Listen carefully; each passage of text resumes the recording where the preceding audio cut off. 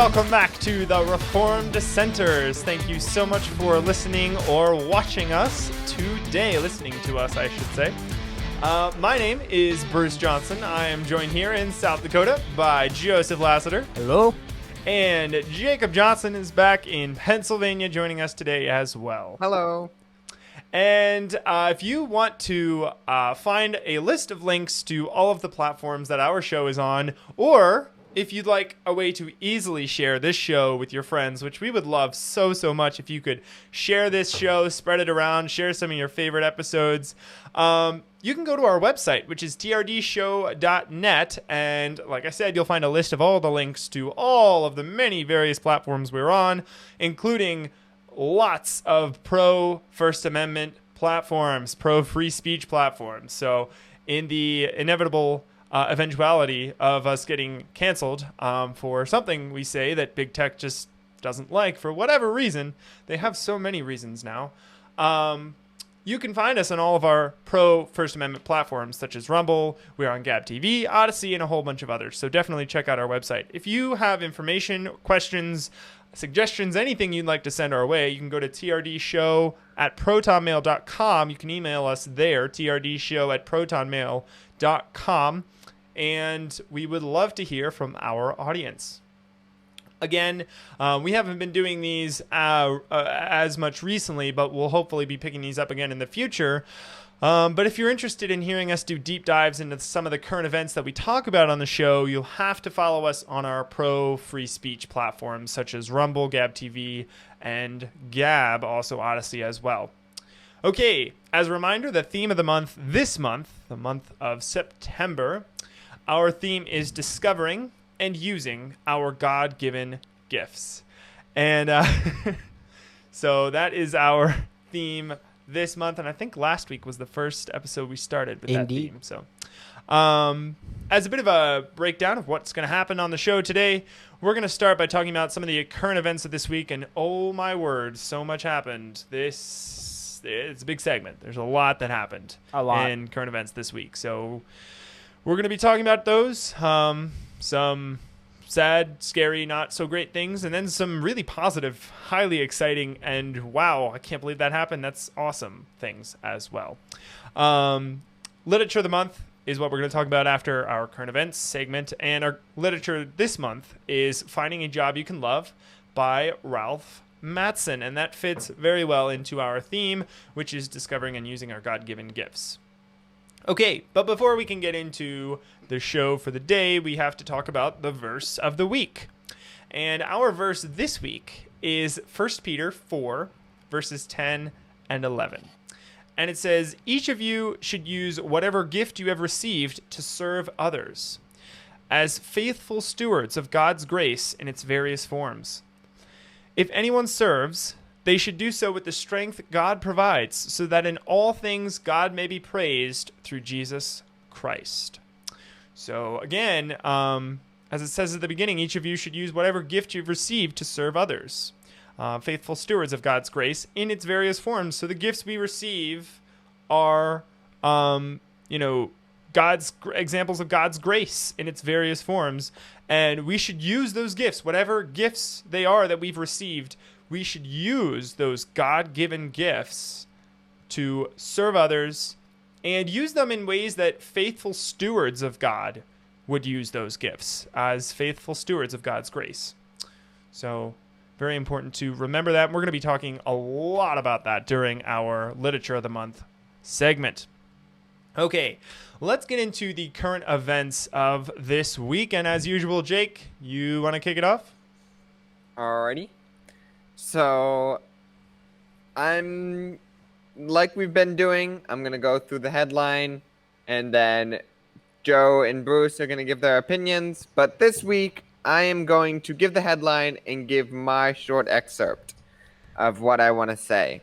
And so the headline is, National Archives posts harmful content warning on Constitution, Declaration of Independence, and other founding documents. Wow. Yeah. We knew this day was coming. Yeah. Yep. And I just wanted to say that the left and this other political agenda, they have to do this. The Declaration of Independence is a document that talks directly about tyrannical government and that is reasonable and when it is reasonable to go against a tyrannical government. Mm. Uh, Yep. and so this directly goes against what they want to do. Exactly. And Yep. they want to get rid of history. History is how we know how to move forward. If we never learn from the past, we are doomed to repeat it. And so they don't want the nation to know the rights that we have, which is stated in the Bill of Rights, and that also has been censored. And they don't want people to know how our government should be run through the Constitution. Yeah. Yeah. Exactly. Man, that is pretty crazy. I saw that and I thought it was a Babylon Bee article at first, and I was like, that's funny. That doesn't sound too far from the truth, though. And then I read a little further, and I was not seeing a Babylon Bee logo, and I was like, oh my goodness, this is real. They are literally issuing warnings and advisories online when you try to look up the Constitution, try to read the Declaration of Independence in the Federal Archives. Yeah. Actually, here's something that was stated in the article, and it actually said the reason they're doing this is because it is outdated content. I saw that. Yep. So, but also, like, this is our founding documents. These are what created this country. Yep. Why? Yep. So. Yeah. Yeah. Yep. And it is crazy because if they want to do that for a secular document like the Constitution, the Declaration of Independence, like even that's too strong for them. What are they going to start doing with Scripture? What are they going to start doing with the Bible when it tells us when the Son has set you free, you are free indeed? What is that gonna do? What they're gonna start? I mean, I think all along that's been their target, but they're really gonna start turning their focus to that. I think they already have. Yeah. Through the liberal churches. For sure. Oh yeah. Yes, indeed. Very sad. What are your thoughts, Joe?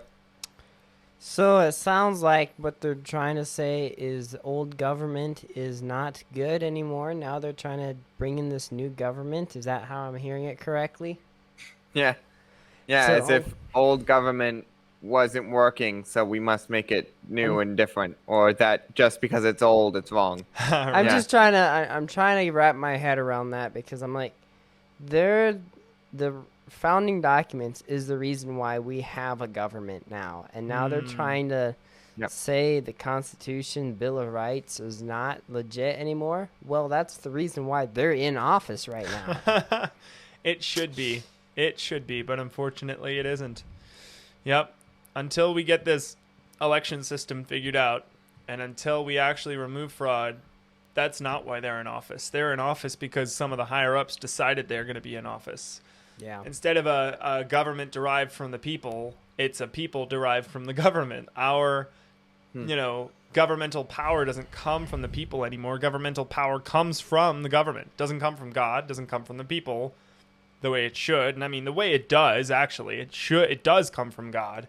But if they don't acknowledge that, this is where we are, and eventually it's going to crumble. And eventually and what we're seeing now is the judgment of on our nation for not realizing where our true power, where our true gifts, and what makes America unique. It's not from our governmental system. It's not from anything like that.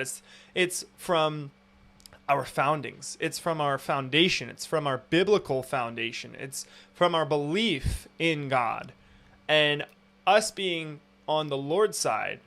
Instead of fighting against him and saying, no, I'm going to do my own system of government, looking at his word and saying, how do you want government to be run? Looking at Scripture and deciding that that's what made America great. And that's what we lost, and that's why, unfortunately, we've lost our greatness. So while Trump's tagline was "Make America Great Again," he didn't approach it from a biblical perspective, so there was no way for him actually to accomplish that.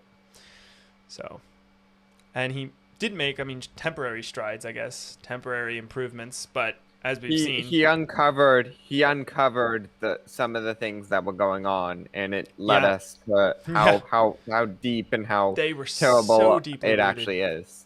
Yep, for sure. Yep, and then it was all just wiped out by the next administration, however fake it may be and unreal it may be in many ways.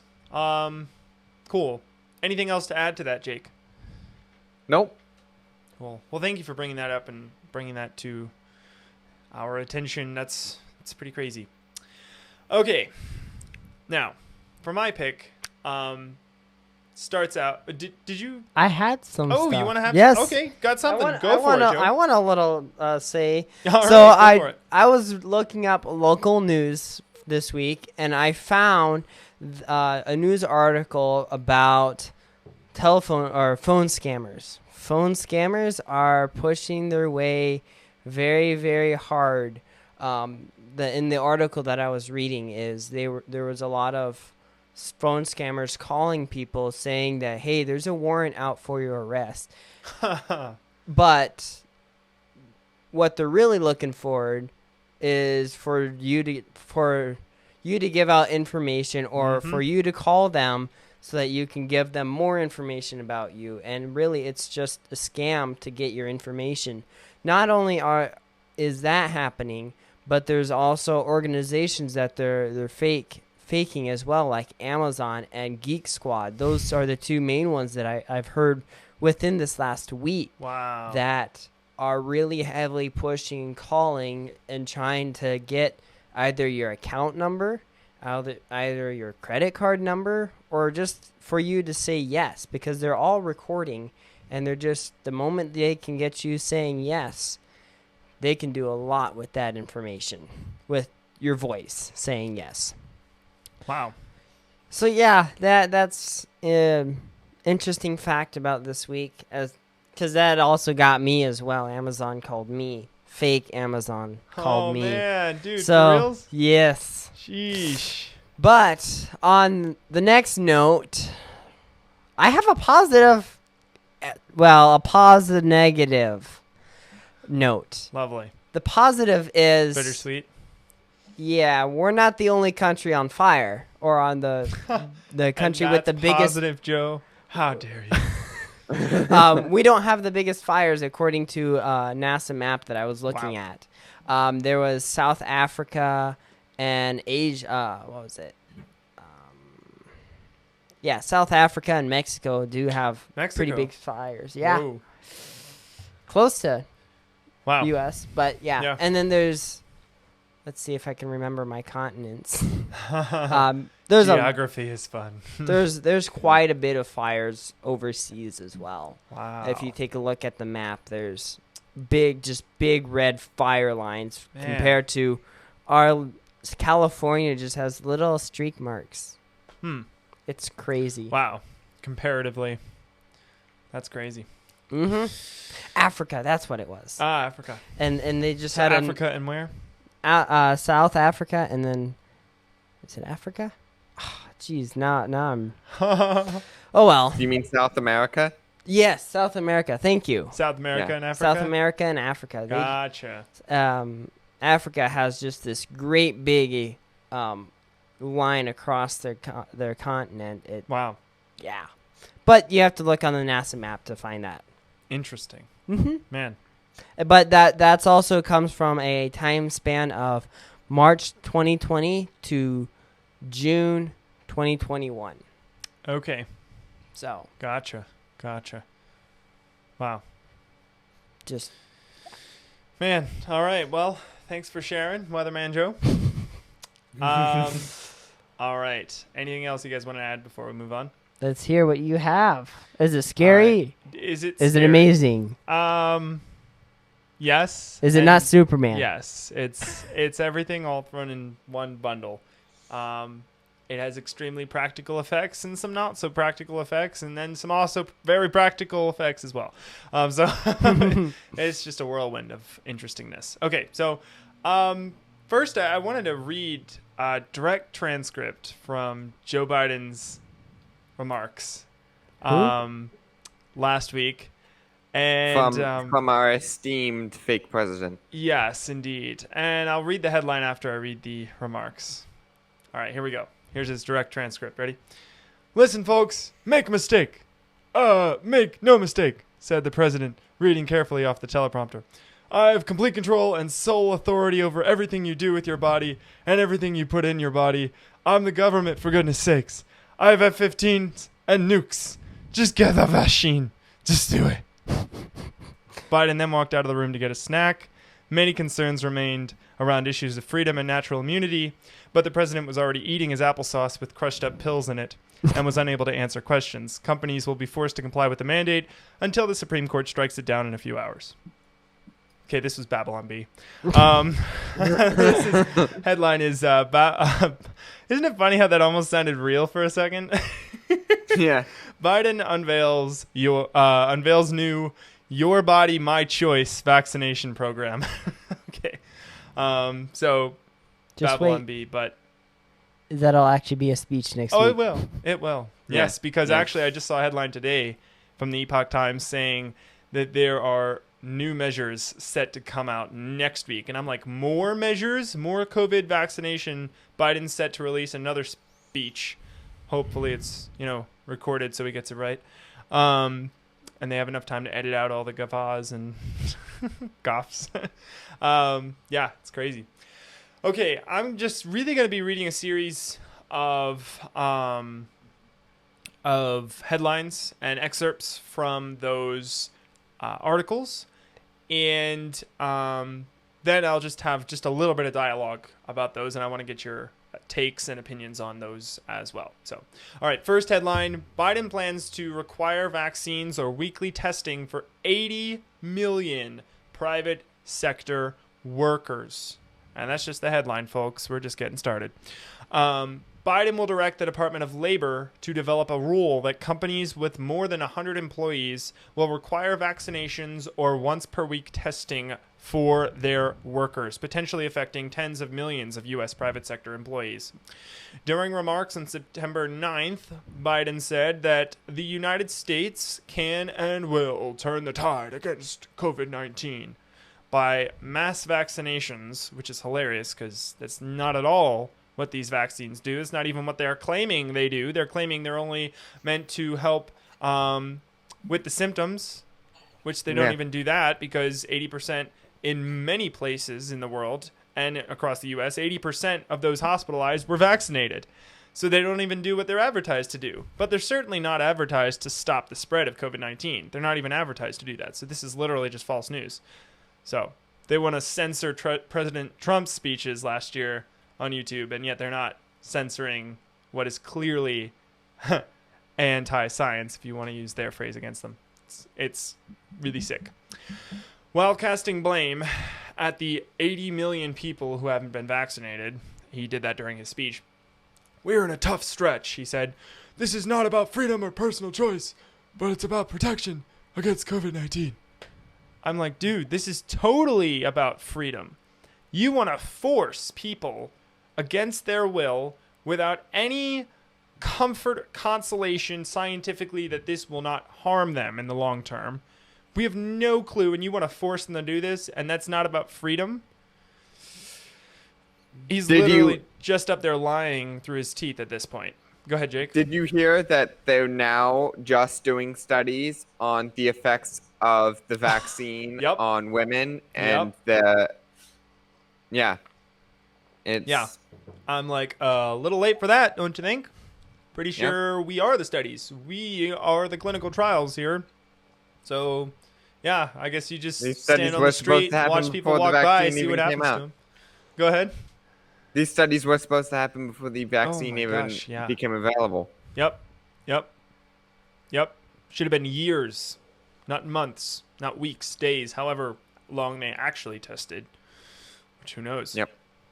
Biden also stated incorrectly that unvaccinated people are crowding our hospitals and said vaccines provide protection against COVID-19 hospitalizations. They do neither. Neither of those two facts are true.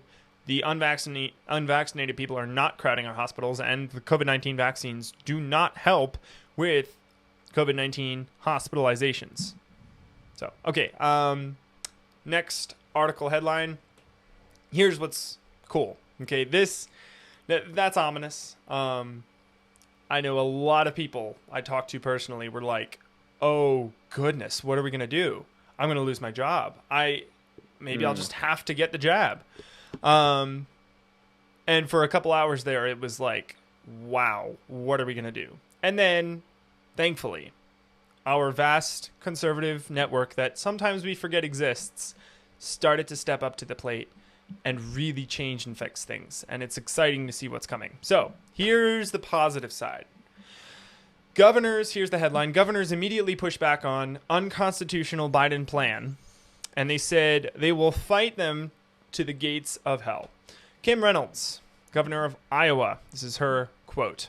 President Biden is, president, does she need that word? I don't know.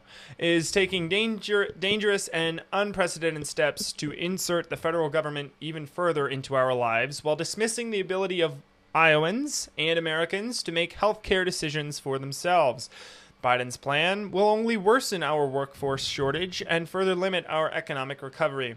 As I've said all along, I believe in trust in Iowans to make the best health decisions for themselves and their families. It's time for President Biden to do the same. Enough. And that was Kim Reynolds of Iowa.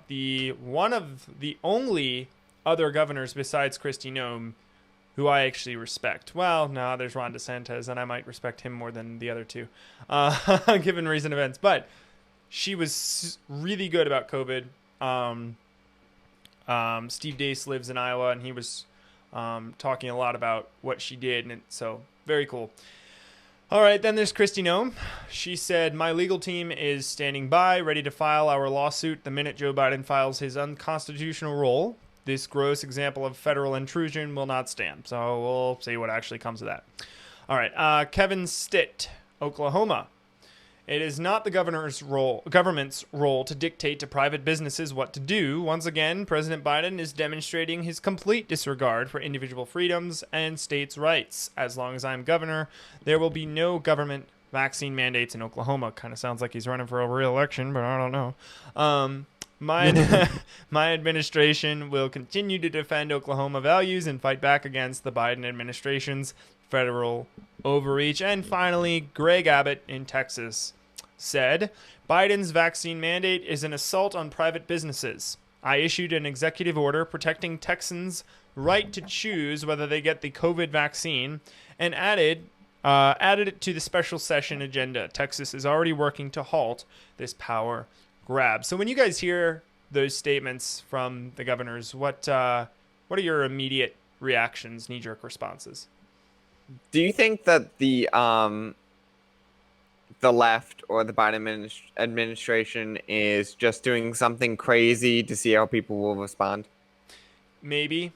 I think they're Is also this just a test? I think they might also be trying to draw attention away from the Afghanistan situation. You know, everyone's all up in arms about this, and now they've completely forgotten about what's going on in Afghanistan. Also, one might say, I thought about this the other day. I'd like to do some more research into it. Wasn't it super sudden the way that Biden pulled everybody out, pulled all the troops and resources out of Afghanistan? It felt really rushed, right? It's like a day and he was gone.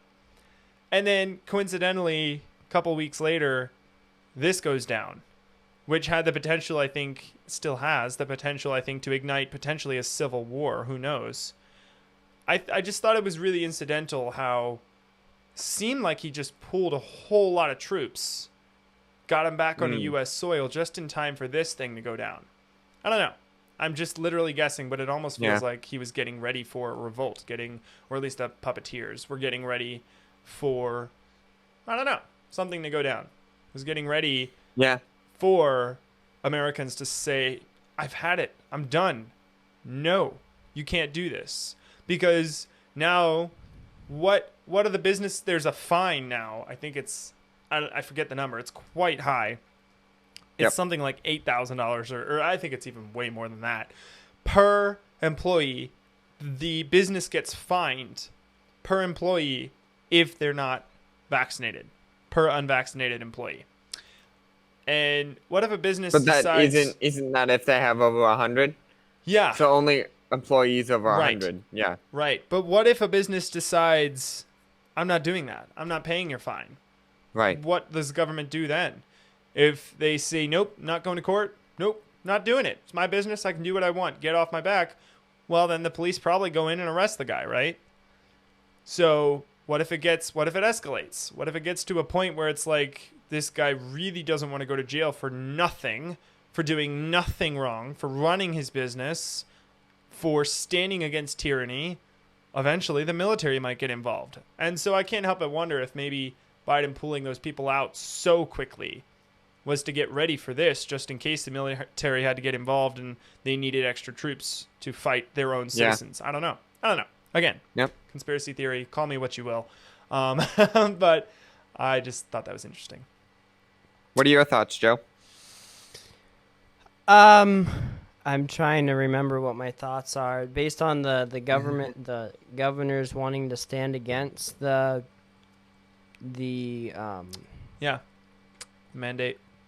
I think it's the way to go for one. Quite frankly, Do you think they'll follow through with it, or? I'm not 100% sure. We'll have to see what next week holds. I sure would like to see them, for sure, stand up against them. But Which governor do you think has the most?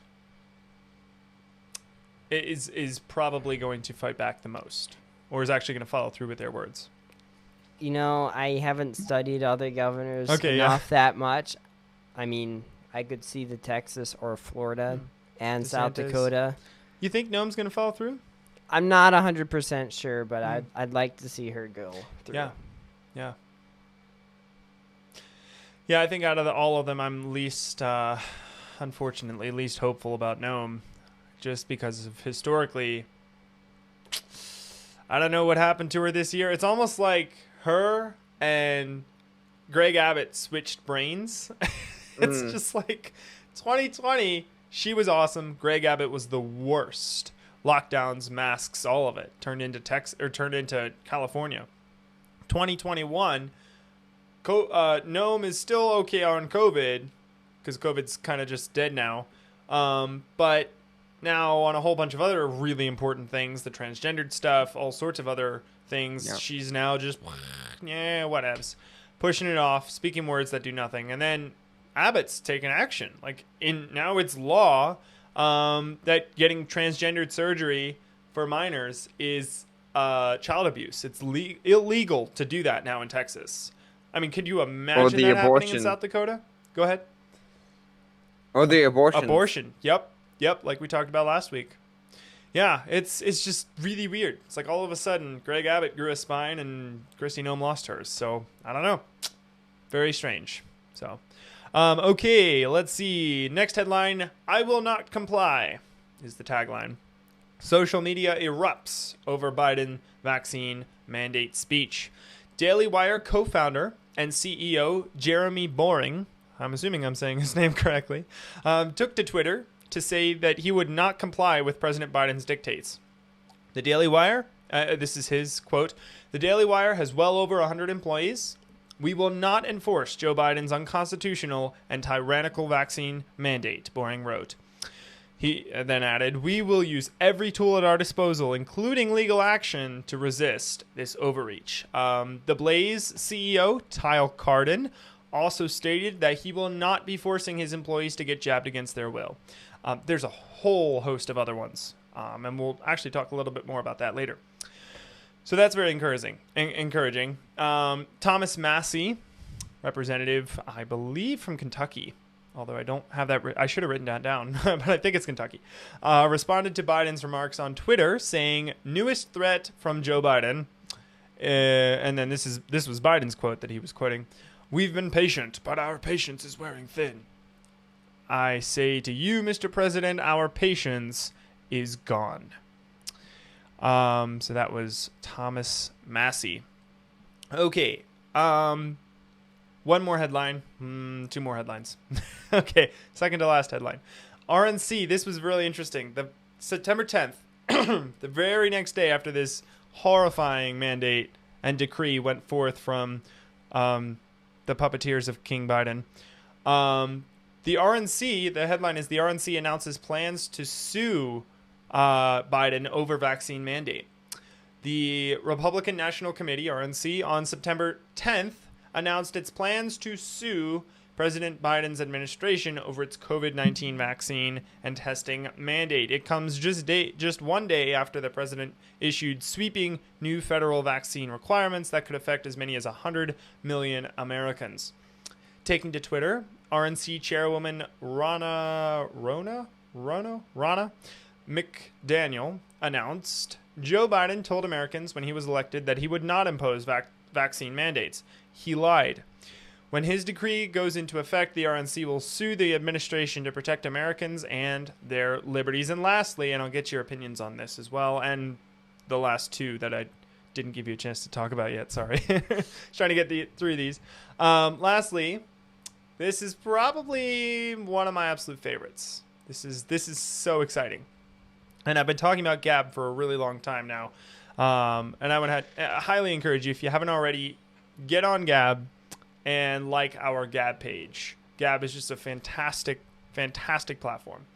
But Andrew Torba released an article about the No Vax Mandate Job Board. So it's actually a group on Gab, and there's 50,000 some people in the group on Gab. And this job board, and this is a quote from him, this job board is for sharing job openings that do not require employees to inject themselves with an experimental substance or violate their bodily autonomy and religious beliefs in order to retain employment. This is also a job board, a board for job seekers to share their resume, skills, and story. So this isn't the end. Hope is not lost. There is lots of hope. Andrew Torba also, and a lot of the people at the Gab staff have released various papers and documents for you to be able to sign and turn into your employer if they're trying to force you to get this experimental gene therapy injected into your body without your will or consent. There are ways around it. If you are being forced to take this thing against your will, send us an email. Or better yet, go on gab.com and send a message to Andrew Torba, and he can send you the necessary articles, documents, what have you. So nice. You can definitely reach out to us as well. So, okay, that was a lot. That's all I have. What did you guys want to add to that? If a company decided to make a mandate but not enforce it, would that be still allowed? Would that be allowed? I mean, like under this new mandate. So right. It's making companies mandate the vaccine if they have more than 100 employees. Yeah. Well, okay, if they mandate it, but then not enforce it, like say, if you do not take the vaccine, you're going to lose your job. Someone doesn't take the vaccine, they're like, okay. Yeah, but not enforce the sad that. thing is there's a couple things at play. One, they are going to be fining companies for every employee that is not vaccinated. So whether the company makes a mandate or not, the reward and discipline from the federal government, I can't believe I'm saying these things,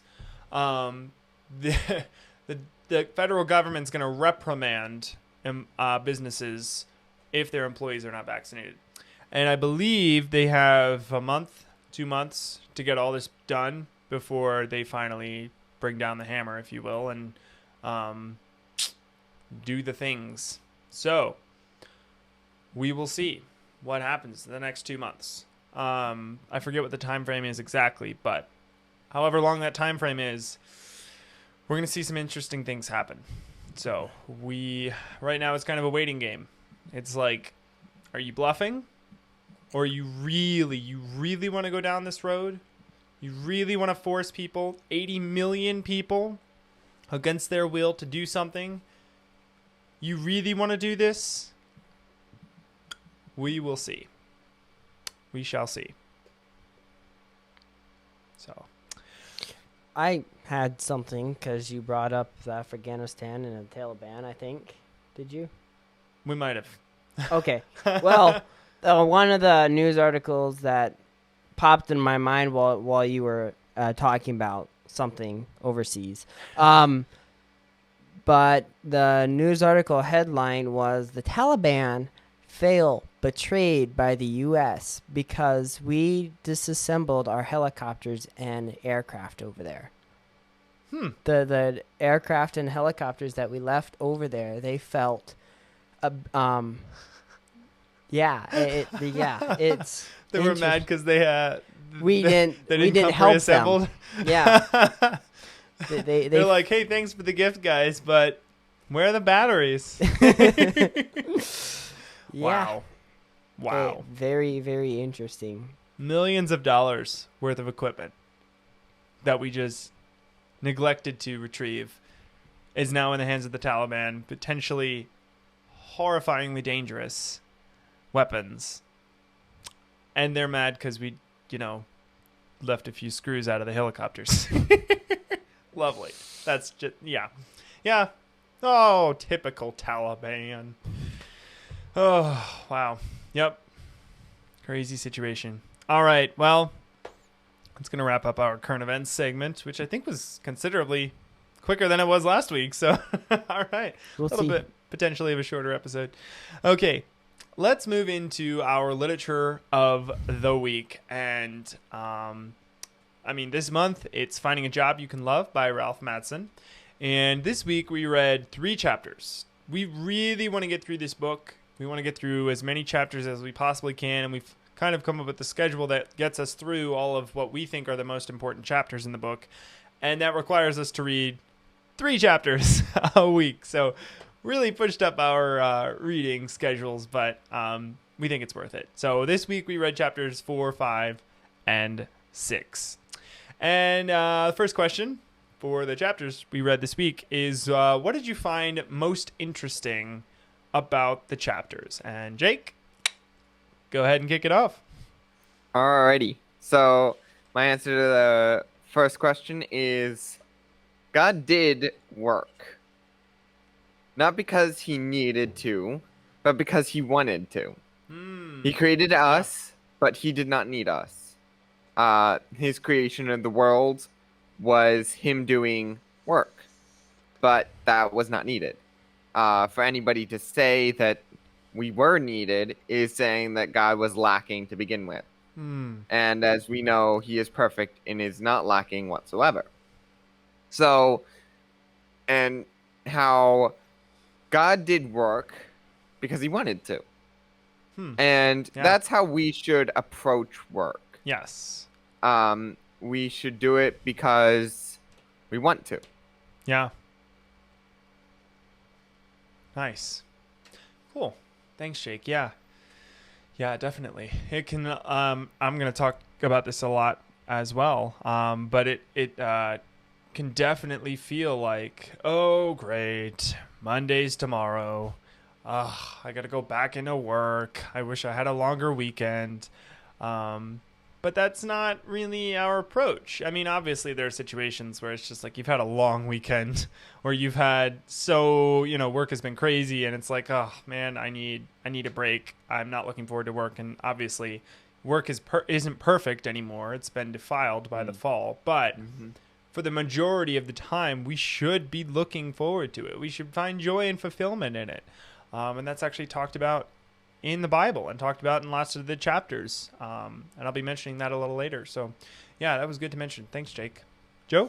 Yeah, so I was reading a section in chapter 4 called the Genesis Principle. Yes. Yep, that's good. I got carried away. I saw the word beautiful in there, and it just reminded me, this is not in the book at all, but I'm bunny trailing right now, and it reminded me something of what I had heard through a organization I went to, and it was describing how in an atheist culture, in a Big Bang culture, who doesn't have God as the creator, they can't explain why we need beauty, we need art, we need trees that look pretty. Right. Okay, that's beauty. But anyway, they can't explain the need for having that art, that scenery. Yeah. And it was just one of those things that it hit me that, well, God was creating for his glory. He created everything so we can enjoy them as well. Mm-hmm. Yeah. Yeah. Very good observation. Thanks, Joe.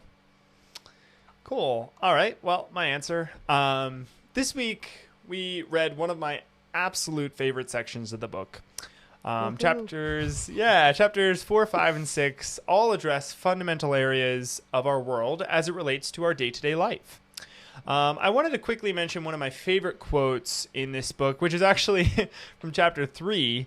I accidentally read chapter 3 and this week because I forgot which chapters we were reading. So I read chapters 3 and then I read back again in our list and I was like, oh no, I got to read chapters 4, 5, and 6. Oh, well, I'll keep on going, So, but chapter 3 on page 38, Mattson says, we please God when we act the way we are designed to act, when we are who God designed us to be.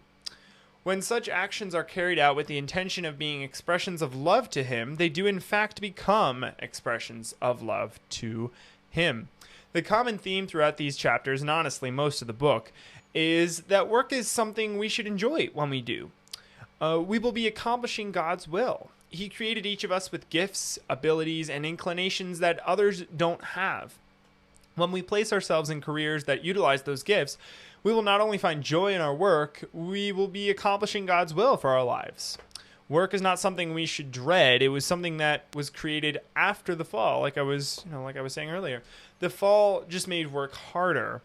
We now have to toil, sometimes by the sweat of our brow. But on page 46, Ralph Mattson talks about the position of work prior to the fall. He says, Adam took his specific place in the interrelated scheme of creation. There was a particular place for him in the garden. He kept order and balance in Eden. He worked. Though Adam's job had practical results, the ultimate significance of what he did was tied to the significance of creation itself. Creation as God's work is expressive of its being, which is exactly what Jake was just talking about. For Adam to act and operate effectively was to experience the significance of being. And then on page 47, Mattson says, the curse of the fall is not that we have to work, but that we have to work by the sweat of the brow. Work is no longer a pure expression of being. It is contaminated with the laborious requirement to take care of our physical needs. So very different perspective on work. Okay, next question. What part of the reading do you think most applies to the theme of the month? And again, our theme this month is discovering and using our God-given gifts. And Jake, go for it. All right. So, as we know, as Bruce just said, our theme is discovering and using our God-given gifts. The point I would like to talk about here, as I talked about last week, I talked about discovering, and I talked about discovering our gifts. Now I'm talking about using our gifts, and specifically why we should use our gifts. God has given gifts to each and every one of us. Ralph Mattson makes a statement that if we know that our gifts are from God, why would we not strive to find out what those gifts are and to use them? Ralph Nice. Mattson shows that quote. the people who have been successful have been the ones who find and use their gifts.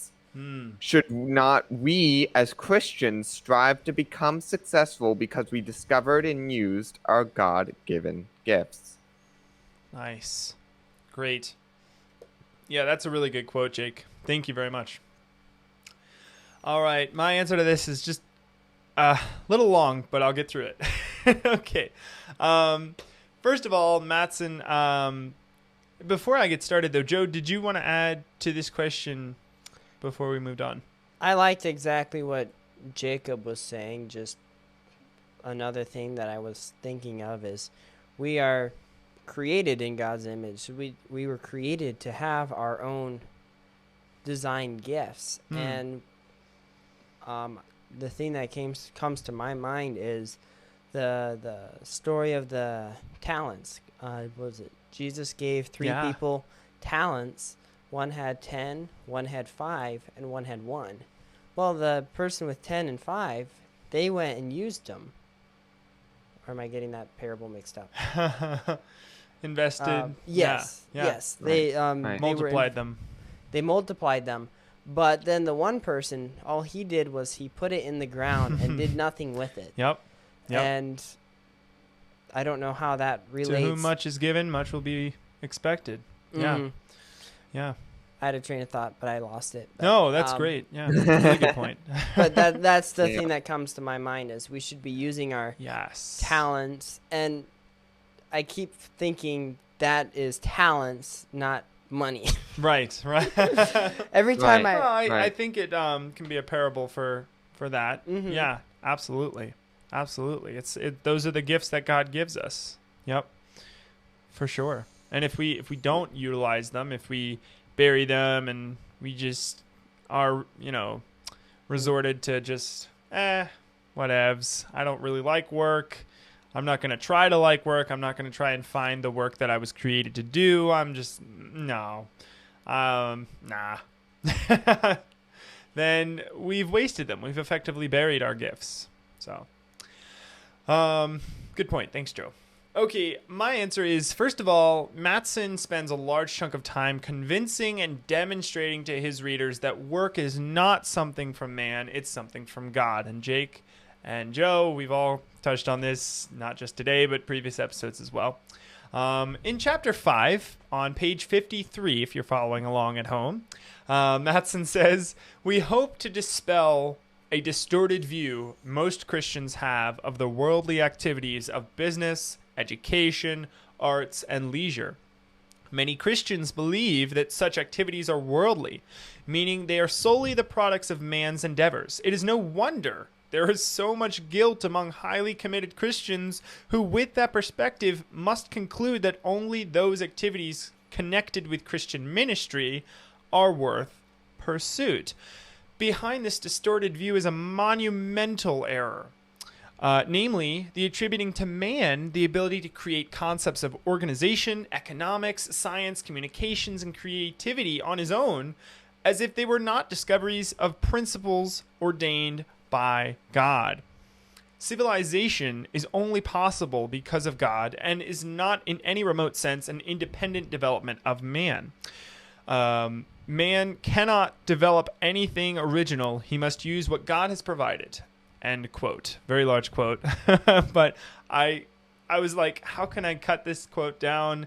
And every time I tried to cut it, I was like, there's just no way to express what he's trying to communicate unless I just read the whole thing. So I think that was a really good quote.